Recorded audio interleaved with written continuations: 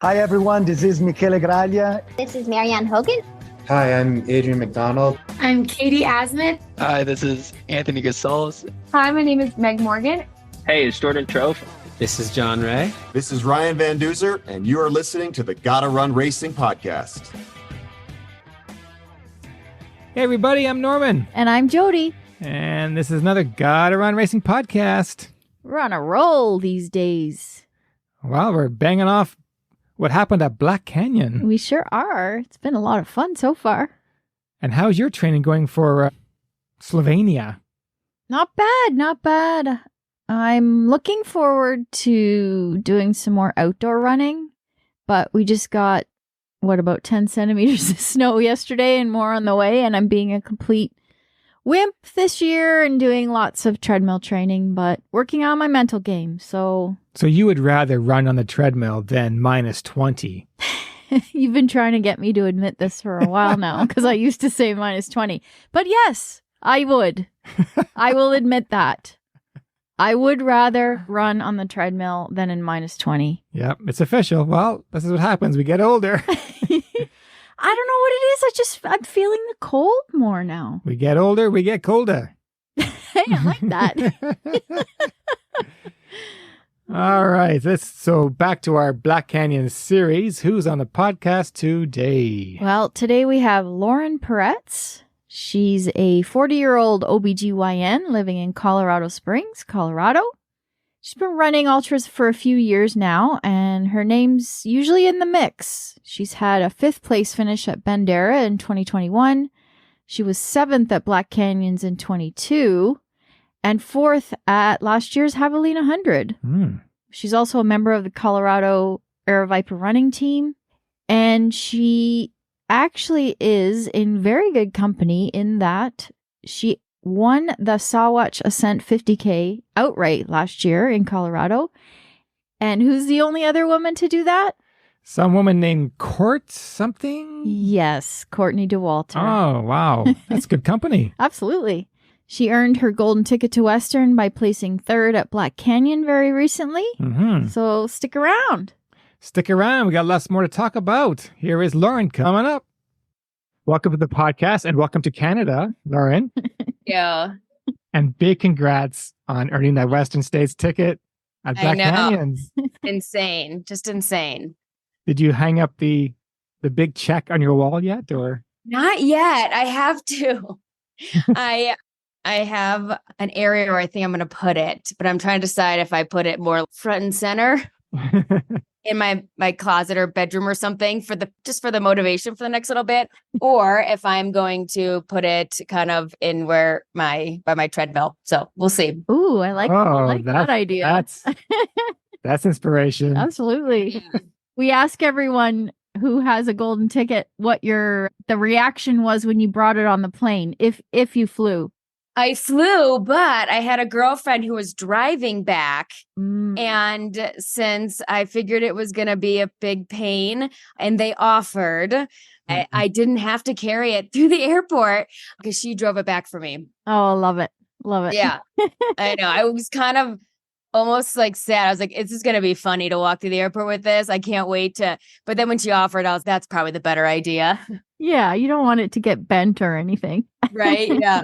I already had blood on. I don't need anything else on. There you go. Well, before we get to Black Canyons, we'd like to touch on a couple other races that you've done. And one of the ones that stuck out to us, because I think it might have been your only international race, was and I'm probably saying this wrong, the Logavegur Ultra in Iceland. Yeah, Longahoover. I actually don't know how to pronounce it either. But yeah, I did that, last year? Mm-hmm. Yep.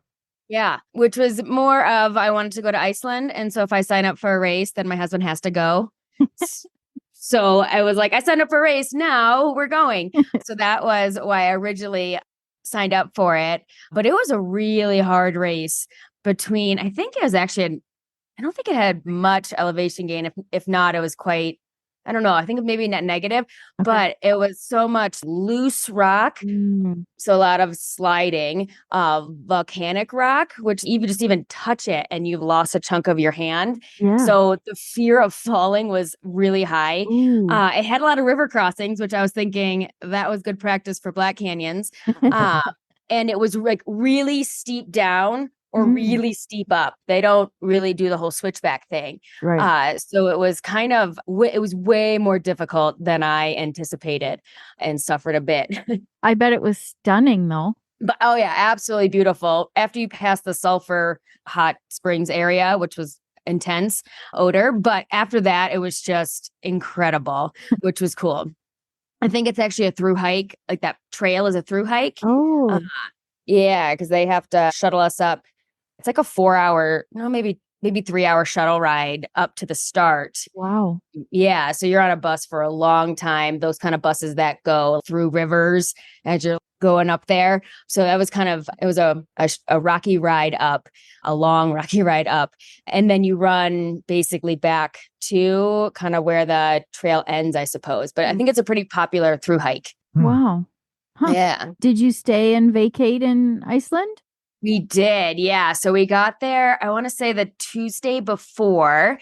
I think we took a red eye. So we got there Wednesday morning. And then I think we flew back that following Wednesday. So stayed just over a week. Oh, nice. Yeah. Did you get to see any northern lights? I ask everyone who goes to Iceland because no one I've spoken to has ever seen them in Iceland. And then I can join that club because we did not. Yeah, I think I don't even know if it's possible at that time because it's daylight for so long. So I don't even know if you could see them. Right.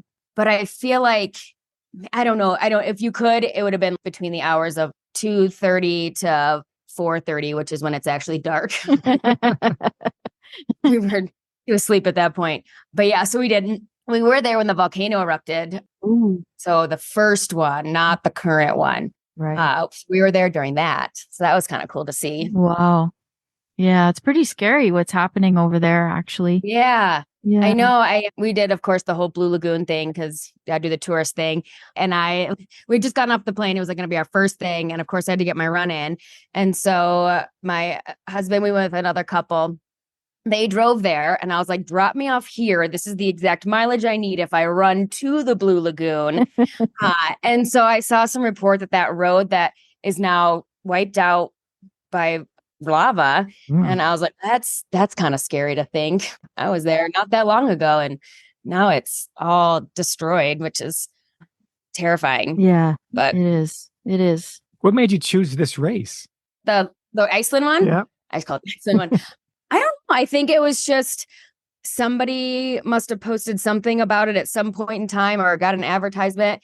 And so I was like, well, that one sounds good. So not much thought put into it besides it's a race in Iceland. The timing works. And it was a lottery.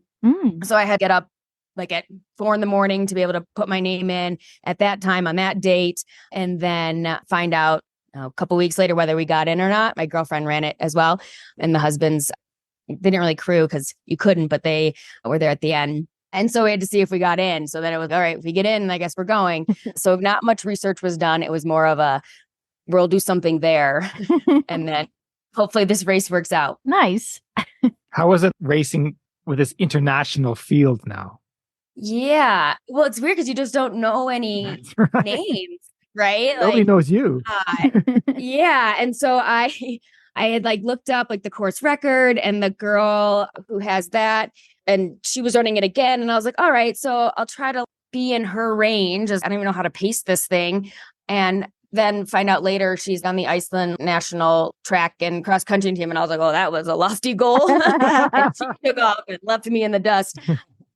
So then it was just kind of like, all right, that's the only person I know. Like, I guess I'm just out here trying not to get lost.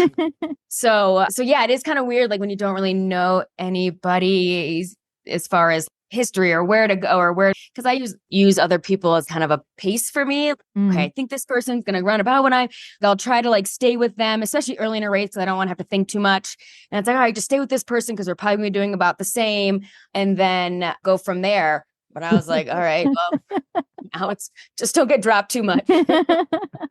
Well, the other race that kind of piqued our interest was the Sawatch Ascent, Yeah. which you won outright. And the only other woman to do that was Courtney Dauwalter. So that's pretty good company to be in. Yeah, I know. It was actually funny. I feel like maybe I'm just a really aloof runner because I also had no idea that I had done that. I had a pretty rough ascent. I think I was probably in like fourth, maybe. I'm not the best climber. And so I was like, oh, well, we'll just kind of keep going. I think by the time I got to the top, I was maybe second or third, but I'm a pretty good descender and pretty good descender on technical stuff. So I just kind of like, all right, well, you're not going to win this one. That's okay. It was really just a training run for Javelina. And I was like, so just, have fun, practice your fueling. Started going down. And all of a sudden I passed a girl and I was like, oh, I guess I just took over the lead.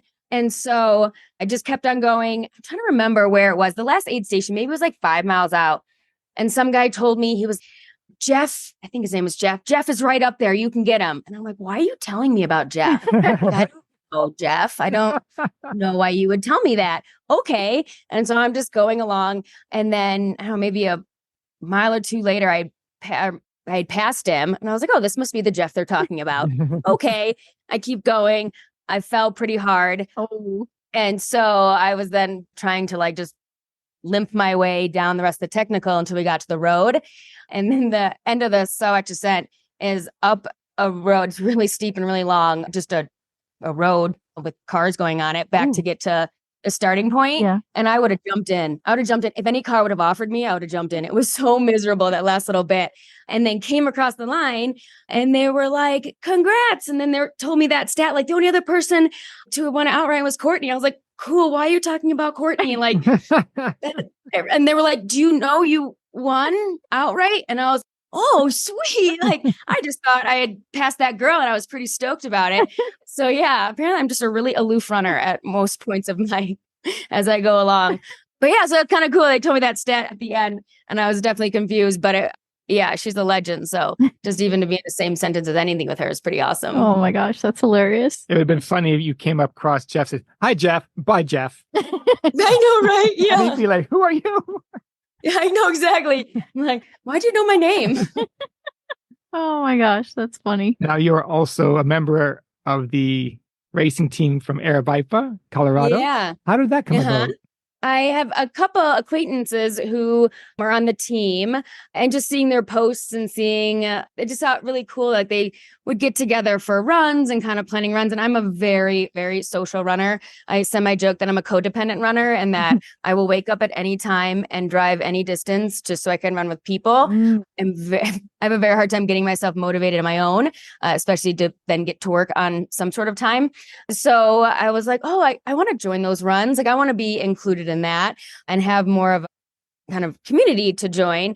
And so I applied, almost forgot about it because I assumed I wouldn't get on. I think I've applied for ambassadorships for a couple other companies and didn't get any of them. So I was like, oh, okay, I'll apply, right? It's not going to hurt me to apply, and totally forgot about it until they posted on Instagram. And I was like, sweet, that's so awesome. And it's been a really amazing experience meeting all the people, kind of having those group runs, even if it's like just meeting up with a couple versus the bigger runs, having people at races that and can kind of go from there. It's been a really great experience. I'm really glad I'm joining them for a second year. Well, especially since you are a runner who likes to run with people. That's perfect. Exactly. And yeah. I'm sure you find people that you can easily match your pace with too, which is really important. Yeah. Right. Sure. Yeah. People to push me and people to just have great conversations with. So it's been great. Yeah. Well, let's get into Black Canyons. You've run it successfully before. Yeah. So what did you change anything up with your training this time around, or did you feel any different with your mindset? Like what was it? How would you compare the two in terms of getting to the start? Yeah, I did it in 2022, which is a warm year, and I do great in heat. I don't do well in cold. And I just kind of jumped in. I mean, I had a coach at that time who was kind of helping, so that was good. I was at that time OBGYN, so I was delivering babies, so schedule was really crazy. So I wasn't getting as much mileage or as much, like, not cross training, but like lifting, kind of trying to do weights because I just didn't have the time, and did the race. I was doing really well, felt really great. Like I said, I do great in the heat. So I was thriving, except for then I was, I don't need my pack. I'll just do a handheld. And after Black Canyon aid station, I dropped my pack thinking my girlfriend who's crewing me will give it back to me at Table Mesa. And like, I have a handheld I can just refill. And I ran out of water very quickly, ran out of fuel even faster. Imagined myself dying among the cactuses like Wile E. Coyote or something. Like, it was death march until the next aid station where I chugged Cokes and water as much as I could and refilled my water bottle, and then kind of death marched on. Finally felt a little better. And then when they finished, so my goal was to not be stupid with fueling and hydration, to never give up my pack. And then, so now 2 years later, I have a different coach, got a little bit more mileage in, but I dropped obstetrics. So now I just do gyne only, which what I absolutely love, but means I'm only on call for myself, not 7 other docs. And so not as much phone calls, not much going in, not on call for weekends. And so have been able to do a lot more weightlifting and kind of the cross training. I call it cross training, but stretching and prehabbing stuff that is helping my body not fall apart, I guess.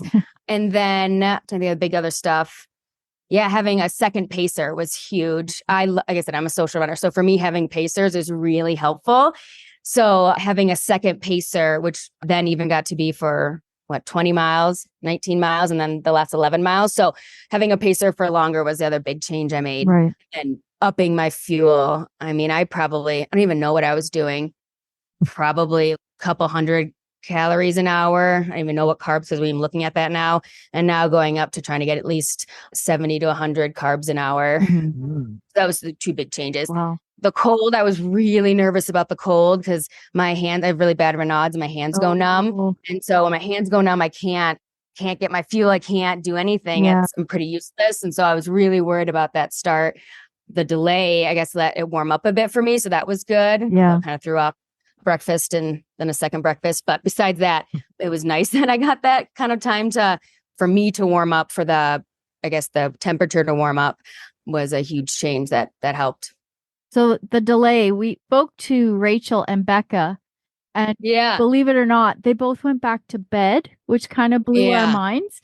I bet you didn't do that. No, I did not. So I woke up at 4-ish and ate something. And then my plan was to go eat something, then kind of go back to bed, and then actually get up at 5 and leave our Airbnb at 5:30. Found out a little after 5 that it had been delayed, but I couldn't go back to sleep even at 4 a.m. I couldn't go back to sleep. So I was up. So I was, I don't know, putzing about, probably doing something not important. And then we got there. I guess we got there, we left when we were supposed to. We got there with plenty of time. So it was that second delay that really threw us all. We were on the track, all our clothes off, on the track, ready to go. I thought it was a joke. I thought they're like, another half an hour. Oh, you're funny. Let's get going. Right. Yeah. And they were like, no, really, we're not starting. That one was, and then I was trying to find my clothes again, because it was still really cold, trying to find my crew and my jacket and stay warm between that time. So that one that was I think the bigger one. Yeah. But no, I definitely did not go back to bed. I'm not a rester. I don't take naps either. I can't. But well, we did chat to several elites from this race, and we asked the question to all of them: did you get caught up in the hype and take off like it's a 5K race, or did you hold back saying, whoa, whoa, whoa? Yeah, I mean, I think I did it first. Because of the delay, all that snow melted, and they probably all said it was just a slosh fest for probably the first 6 to 8 miles. We all took off. I think my first mile was 6:30, which I don't know how I pulled that off, because of the track was dodging people and dodging water puddles. And so probably took off pretty fast. And then probably the second or third mile, my legs feel really tired. And just, I think, slogging through that, every step is a slip or a puddle, or trying to dancing across the trail, trying to find the best route. I'm just going to have to let them go. I can't keep this up in the slop. And I think I kind of my quad. Like I must have pulled something in one of the things because my quad was kind of burning. One, like the outer quad. And I can't, I'm going to kill myself if I try to keep this pace, keep up with everybody in the race in this slop. I'm just going to hurt myself or just have myself be totally spent. Yeah. And so I really slowed down to the point where I feel like I was kind of dogging it. Probably, you're still in a race. You should probably go a little bit. I definitely slowed down and kind of just let the leaders kind of take off. And I was kind of, and I also, my own worst enemy. So I'm pretty good at getting down on myself early in the race. And I tried to talk myself up. It's fine. It's a long race. It's just not won or lost in the first 6 miles. And so tried to like kind of talk myself off the ledge of letting them go because I knew with how my legs were already feeling, I could not continue like that. Then by the time I got to Bumblebee, I felt way better. My quad, like, so that muscle was still, must have done something to it. So it was still hurting, but I felt overall better. Legs overall felt like I wasn't trudging through mud anymore. Yeah. And so started to feel better at that point and kind of kept going.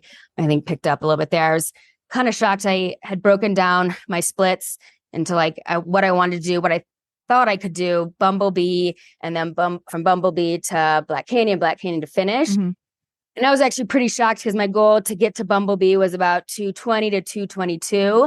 And when I looked at my watch right before getting there, and I was like 221, I'm still on pace for what I wanted to do. And I was like, because I thought, like I said, I thought I'd slow down so much to the point where like forget it. The day's not going to be what I was hoping for. So I was pretty shocked. I think that's probably why I felt some energy. I mean, between the aid station, the energy, my crew, my coach was there. And then being like, I'm still on pace, even though I felt like I was going too easy. Yeah. I think that gave me a bit of a boost mentally into kind of that climb out of Bumblebee. So from Bumblebee to Table Mesa, how were you feeling at that point? And did you know what position you're in? So, and I'm trying to remember, it was, I believe, as I was leaving Deep Canyon, that's when I got a pacer. Yeah. My coach had told me I was in 3rd or 4th. Oh, wow. And I think she like sprinted to tell me that I was in 3rd. I can't remember. At that point in time, she had told me something to that effect, or maybe 4th or 5th. I can't remember the exact numbers, but she told me I was higher up than I thought I was because so many people had passed me that I thought I was way back. Right. And so she told me, no, you're still doing great. You're in, 4th, 5th place or something to that effect. I was like, all right. But I knew like big climb, the 2 big climbs were coming up. Like I said, that's not where I excel. So I was, I guess all I can do is just keep moving forward and try not to slow down too much in the next area. And like I said, just going with my times is really what I was aiming for. That was the last time I was told my place.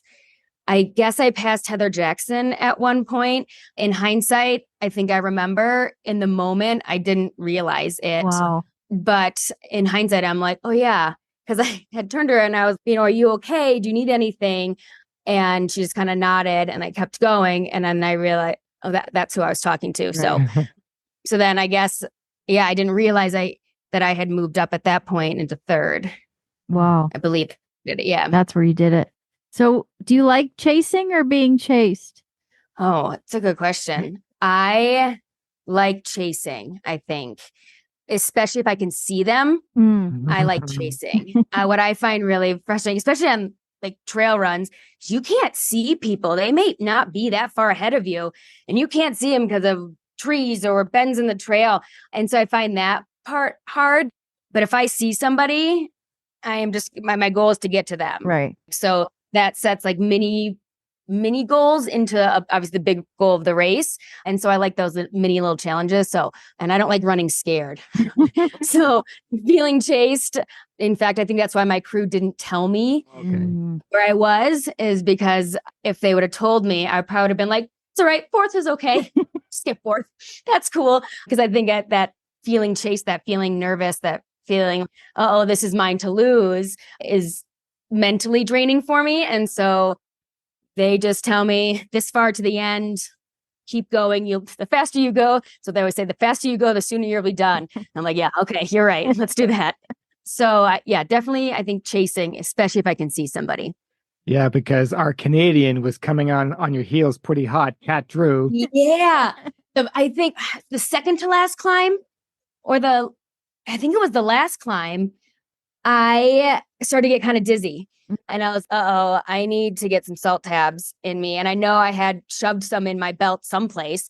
So I'd stop to find it and then they're like 4 big horse pills. So I took them and was chugging the rest of my fuel. And I looked and because is it a pacer? Was it the racer? I didn't know who it was, but that's a female. I better get going. So then kept going. I didn't know. Like I said, now in hindsight, I believe it was her. I had at that point, like, all right, I gotta get going. And thank goodness those salt tabs worked quickly. The dizziness kind of resolved and I was able to keep going. But yeah, that made me nervous. I was like, oh, somebody's right there. If you're picking up what we're laying down, listen up. The trails at Earl Rowe Provincial Park in Alliston have been a well-kept secret until now. We've crafted a scenic 12K loop for our Rainbow Trail Run, featuring mostly double-track trail that will show off all of the best views this park has to offer. Join us this August for 1, 2, 4, 8, or 14 loops. We'll leave the math up to you. Registration is now open. For more info, go to GottaRunRacing.com. Anyways, back to the show. Well, your finish line video is priceless, and I think we answered our own question. We were going to ask you if you didn't know you were in third, or you didn't know that third got a golden ticket, and I'm presuming it's the latter. Yeah, I knew three got the golden ticket. I mean, to be honest, I didn't think I had a chance in this field. This field is just so deep and so impressive, and I was just, well, I guess I'm going to run this for goal time. I think I can run it in 9 hours or less. So here's the time. And so I was just thinking about what my times needed to be in order for me to get the time I wanted to run, because I assumed I had no hope in the depth that was there and kind of had put the golden ticket, nope, not going to happen. That's okay. You can still get a lot out of this race. You can still have fun. It's still being on the trails, which is time with, I always say it's my break from life. And so I am just going to enjoy it and do what I think I can do, right? I think I can do this time. And so I'm just going to pace myself. And that's all I was focusing on, was what my splits needed to be as I went through, not paying attention to pace, not paying attention to anything else. I listened to a book on tape. I think I'm the only probably one who listens to books on tape while I run, but it's just something in the background. The story doesn't even matter sometimes. It's more of just a background noise. Right. And songs, like sometimes I get annoyed, like the song and I want to change it, next one or whatever it may be. And then podcasts, if you have to go get the next one. And a book on tape is 18 hours. It'll never run out, right? I got all the time in the day, a bigger worry about my phone dying. And so I just kind of put it on. And so if anybody yelled anything, I was too in my head about not dying, not falling, not stopping, and or that book on tape. I didn't hear them, which is why I think I was so shocked, because I didn't count myself in that golden ticket running, and B, didn't hear anything. That's amazing. Have you been trying to get a golden ticket before, because you tried or you ran Bandera, the Canyons, Javelina? So was a golden ticket on your list of things to do? I really wanted to run Western States. Okay. And knowing the lottery is going to take me many more years, and I don't know how many more years I have of at least competitive running, I was like, well, that's my probably best way of getting in. So it's like, well, like Bandera was a race. Because of COVID, my schedule was super light in comparison to what it normally is. And so that's why I really started increasing my mileages before then. And so 2 weeks before that, this is probably the best shape I'll ever be in. I might as well do it. And so signed up 2 weeks beforehand and went, I think I was 5th, top 2 get. And that was my first 100K. So a lot of lessons were learned there. And then I was like, oh, I was 5th and like top 2 get it. Maybe I do have a chance. Then I ran Black Canyons. I think that's what I did in 2021, and then got passed by many of people as I was trudging through the desert. Gosh, what did I do next? Oh, I did Canyons a couple months later. That turnaround was bad, and it was particularly busy at work. I think I delivered 19 babies. Wow. The weekend before. So from Friday at 2 until Monday morning, I delivered 19 babies. And that's only because I missed 2. Because I was in other deliveries. So I had to have somebody cover for me. So it would have been even more, but I missed them. And so it's just super busy for me. And that turnaround was really fast. And with winter running, I had not done the training nor the elevation gain that I think I did one 20-mile run with 7,000 feet of elevation gain before I was like, oh, I'm not ready for this. And I suffered from that race. So that was one of my low points in racing. And then I came back and did Javelina, I think was my next one. I got 8. Love the race. That is such a fun race. So then came back and did it last year and was 4th. So I was kind of at different points up and down as far as like closeness of getting the ticket, but kind of was always like, I've got to try. Otherwise I'll never get into this race. So it's been there in the back of my mind with that hope, but never that thought that I could actually get it, I suppose. Well, amazing, amazing, amazing is all I can say. Speaking of suffering at Javelina, I did actually notice a lovely video that you posted about your toenail. So you and I definitely have that in common. When I finished the 100K at Javelina, I walked right over to the toe fairy tent, and she popped, I think, 5 blisters under toenails. It was the most painful thing I've ever experienced. So how are your toes right now? Oh, toes are fabulous. Oh. I didn't even lose one this time. Yeah, Javelina 2022. Yeah, 2022. I think I lost 2 toenails. I made a video of the one because that was epic. Grossly. Yeah.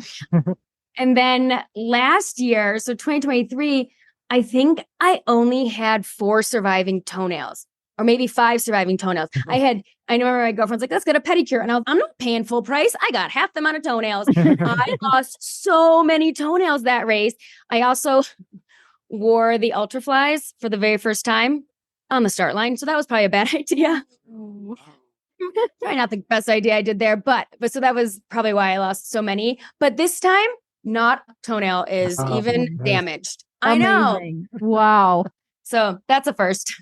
Usually this 1 or 2 toenails are done, but.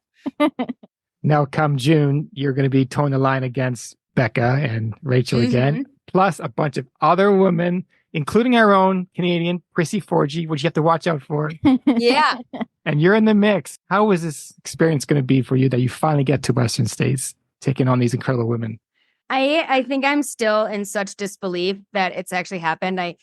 So I worked on Monday and I had surgery in the morning and then office in the afternoon, and kind of just like getting into life, surgery first thing in the morning, and then getting into the office, seeing patients. And I like sat down after that and I just was, what just happened? I don't even know. I literally started crying. I was like, what just happened here? Like, this is Did I dream it?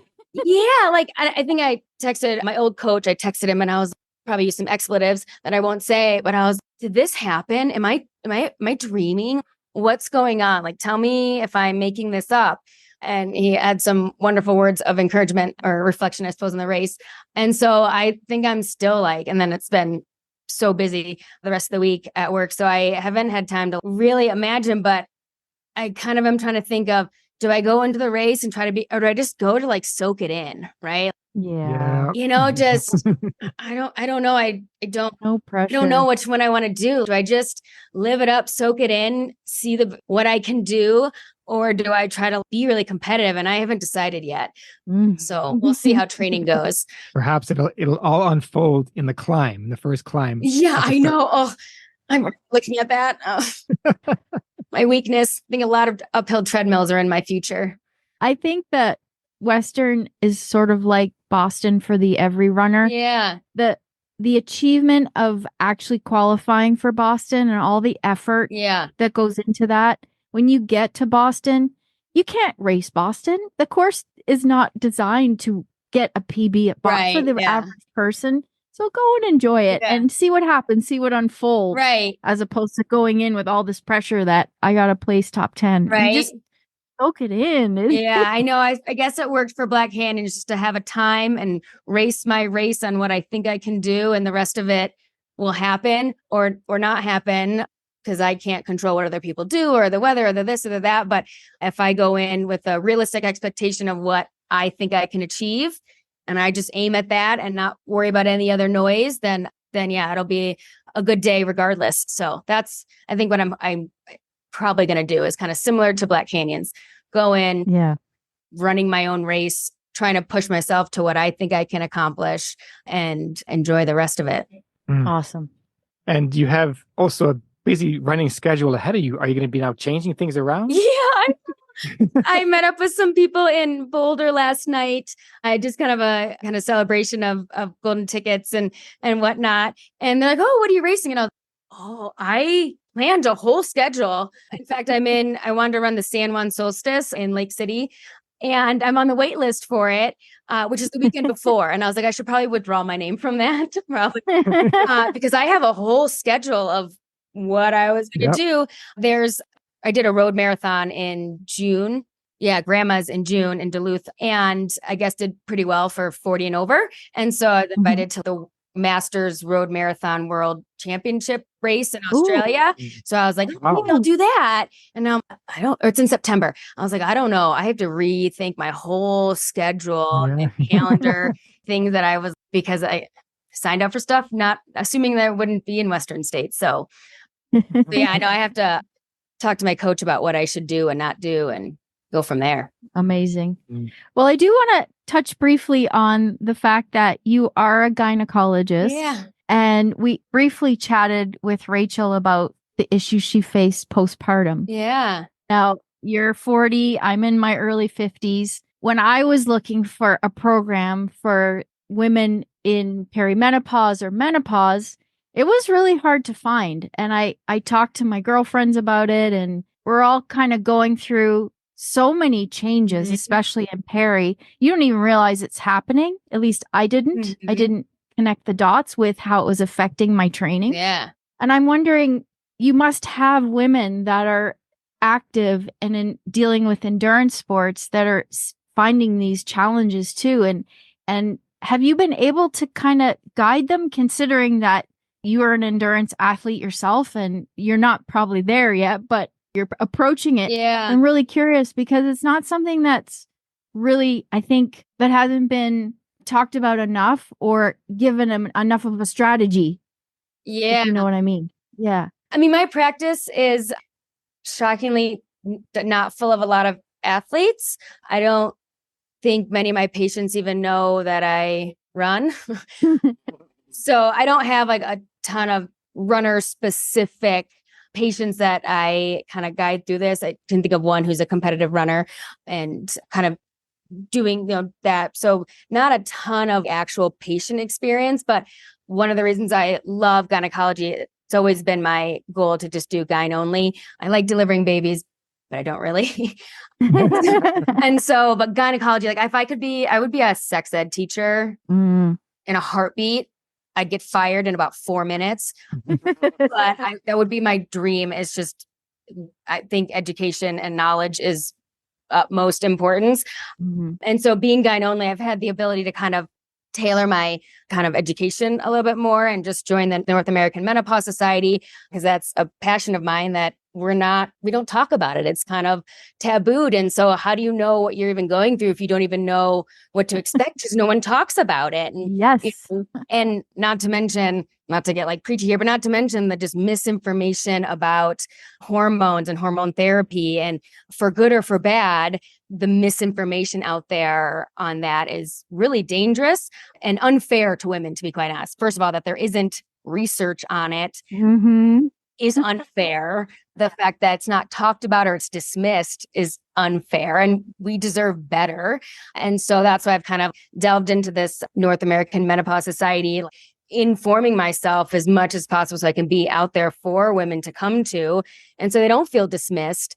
Can't make anybody 20 again, right? But we can make it so it's not as bad, or that life isn't awful, right? Quality of life is huge in there. Not to mention just things we can do to improve and prevent, or for health wise, whether it's osteoporosis or cardiovascular things, or even just working on balance as you get older, as your muscle mass decreases. Yeah. And balance is huge in that. And people, I think, are really focused on cardiovascular exercising. it's like, balance and strength work are so important, especially as you get older. Yes. And how does that play in? And what does your family history kind of play into that? So I am excited. Like I said, I just dropped obstetrics I think I delivered my last baby in July. And so trying to get more and more education on that and hopefully getting more and more patients. I've had a dream or a idea for several years now and have been, I think, combination of no time and too nervous. I want to start a podcast about specifically, basically, what have you not been taught in sex ed? What have you not been taught about your body? What have you not been taught about your body, whether it's postpartum or with exercise or with whatever? And so I'm hoping I can get the courage. I feel like the first podcast is probably the hardest to do. And It is. my husband got me for the holidays. He got me a podcast starter kit. And he's like, no, actually do it because you've been talking about it for long enough. Fine. You got it. I think you'd be great at it. Yeah. So I need to do it. Subscriber right here. Yeah. Well, that's the thing. I think I don't want to do it by myself. That makes me, I think I need a co-host. I have a girlfriend who's a pelvic floor PT and I'm trying to convince her to do it with me because I think that would be fascinating. Yeah. Because I think pelvic floor PTs are your best friend. Oh, yeah. I mean, I'm your surgeon, right? I can fix something. I can do more education on the medicine, but she's your girl. She's who you need to see. It's where you're going to put the time and energy in to actually improve the things. So I'm trying to convince her to do it with me and then go from there. But wow. Big congrats on your amazing career so far. And after Western States, do you have any other international races lined up? Something perhaps in Canada? Well, I know there's the controversy with the one in Whistler. So if they put on a race, I will probably go and support it. Yay. Yeah. It would take very little for my husband to do any or support me in any race I did in Canada. So really, yeah, I grew up in Michigan. Okay. So I grew up an hour from the border. And so we went to Canada, but I mean, not Ontario. Yeah. But what is the town we went to? Oh, Sault Ste. Marie? No, right across Detroit. Windsor. Thank you. Yeah. Yeah. And then going up into the Upper Peninsula of Michigan. Mm-hmm. I mean, that's as close as we could get to the beauty that is Canada, but I did an undergrad. I spent 3 weeks in Vancouver with a doula. So that was really fun. And then a girlfriend just moved to Vancouver. I think she was just outside of Vancouver, visited her and then went up to Whistler and skied there with a family. And so I think the Canadian Rockies, don't tell any Coloradans this, but the Canadian Rockies are hands down the most beautiful place ever. Yeah, that's a secret. Don't tell any Coloradan I ever said that. When I was in med school, I worked in Indian Health Reservation for a month in Montana, Blackfoot. And so got stuck there because it snowed so much that I could not physically leave with my little Honda Civic at the time. All the roads were closed. So while I was there for longer, I spent time there, but then also went up to Jasper and whatnot and just gorgeous. Yeah. Yep. The most stunning place I've ever been. So yeah, it would not take much for us to go up there. Very Good to hear. Good to hear. And I think Rachel said that she's also from Michigan. Is that right? Minnesota. Oh, Minnesota. Yeah. Minnesota. Yeah. We're so envious of you guys because you move around so much. We don't really do that. I think it's partly because our weather is pretty consistent across the country, whereas you guys can move to different climates. So I totally get that, but I'm very envious. I semi-joke, if I'm ever in Michigan or say I'm moving to Michigan, call the police because I am kidnapped or in a cult. It's dark and dreary and cold. And that wet, deep, cold. Yep. No sun, just Wow. whereas here, I get, we get sun a lot, even if it's cold, at least you have the sun. Yep. So we're deep in it right now. Yep. Thanks for reminding us. Yeah. I know. All right, Lauren. Well, before we let you go, we like to do a little rapid fire just for some fun. Okay. So I think I know the answer to this, but if you had to do a long run and choose between the treadmill or -20 outside, what would you choose? Treadmill. Oh, you would choose treadmill. Yeah. Okay. Yep. I think between med school and 2 kids, I did a lot. I did probably 80 to 90% of my running on the treadmill. Wow. Put on a good show. I'm no problem. The other weekend, it was really cold here, like -10, -11. I ran outside. And at the end of it, I was like, I don't want to be a runner anymore. And the next day I had 14 on the treadmill. I was like, I was a happy person. So yep. Treadmill all day long versus cold weather. What's your favorite genre of music? Is Disney a genre? Sure. Yeah.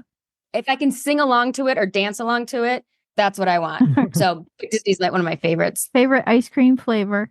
Coffee. Ooh, nice. Yeah. Wow, Yeah, where do you love get that? coffee. Do we have coffee? ice Well, cream? gelato. Okay. Coffee gelato is.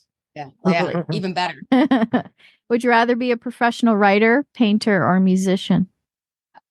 Professional musician. I wish I could sing like Adele. Oh, That's my Of course. secret dream. So probably musician. Well, speaking of that, what's the last concert you went to? Ooh, the last concert I went to, I'm not a music person. Oh, okay. No, controversial.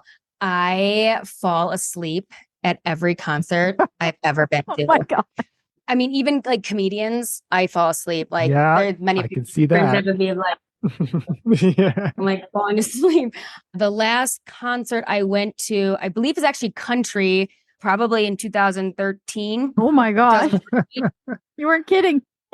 If you say is there like Zach Brown Band, I want to say, Yeah. at Red Rocks in 2014? That sounds That's probably right. my last concert I went to. Did you say Red Rocks?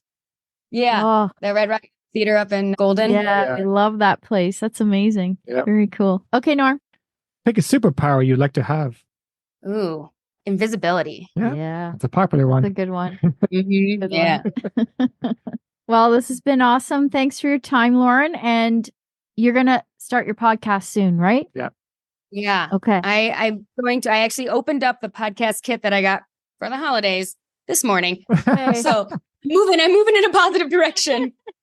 Well, to be fair, I had my kit for a year in my closet until Oh, until COVID hit, and we had nothing else to do. yeah. And that's where we started. There you go. Yeah. All right. I don't feel so bad then. Well, thanks again and good luck in June. We'll be watching. Thank you. Yeah. Nice to meet you guys. All right. Cheers. Take care. Bye. Bye-bye. That wraps up our series on Black Canyon winners for With- 2024. With Lauren Puretz finally earning her golden ticket. She tried a few times at other races, and then when she crossed that finish line, Yeah, if you guys haven't seen her video, check out her Instagram. We'll tag it. yeah, But her response was priceless. It's really, really fun to see because she didn't know. yeah, she did not know, Yeah. and now she knows. Now she doesn't know what to do. But she'll get there. She'll be at the start line at Western States this June. Can't wait to see that start line. The women's field is going to be packed. Men's too, right? Yeah. No, it's going to be a great race coming June. Awesome. Can't wait. And we hope she comes to Canada soon. I hope all of them come to Canada. Yeah. My gosh. We keep promoting our little country, but we do have races up here. We do. And they're technical and they're hard And, and they're scenic. Yeah, if you want mountains, we got it. You want flat, we got it. You want rocks? We got it. And thanks to our Patreon supporters. Without you, our lights would be off. And if you like our show, please leave us a rating review. We much, much, much appreciate it. Goes a long way to help us out getting our podcast on the charts. Until next time. Cheers. Bye.